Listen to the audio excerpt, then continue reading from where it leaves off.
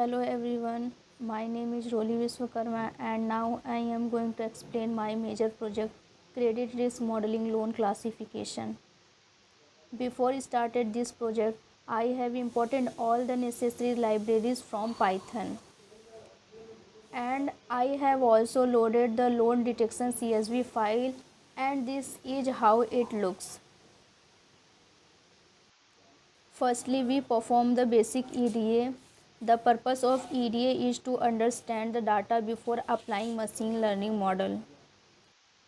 Here the number of row and columns in our data set and here all the columns in the data set. This command helps us to check the missing values and this provides statistical information about the numerical columns. And this select the columns loan status level from the data sets where 1 means loan is approved and 0 is rejected. Now here we importing the smooth. After resampling the number of 0 and 1 all becomes equal. In missing data, this checks all the null values in each column of the data set. In duplicate data, this checks how many duplicate rows are present in the dataset. After removing the duplicate dataset, now we performing feature scaling. In feature scaling, this command calculates the correlation between numerical columns. And here we are plotting a heat map using Seaborn library to visualize the correlation matrix. This is the heat map of our data set. Now we performing model building. In model building, we take first 5 row of the data set. Now we split the data into train and test. Firstly, we import the train test split function from sklearn, which is used to split the data set. And this is our X train and this is our Y train. In feature scaling, now we scale the test data. In model selection, firstly we import the logistic regression model from sklearn.linear model. And now we train the logistic regression model using scaled training data and target labels. And now we train the logistic regression model using scaled training data and target label data.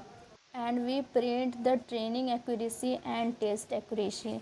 Here training accuracy is 93.73 and test accuracy is 93.39%. And here we import the decision tree classifier class from sklearn tree module and creates a decision tree.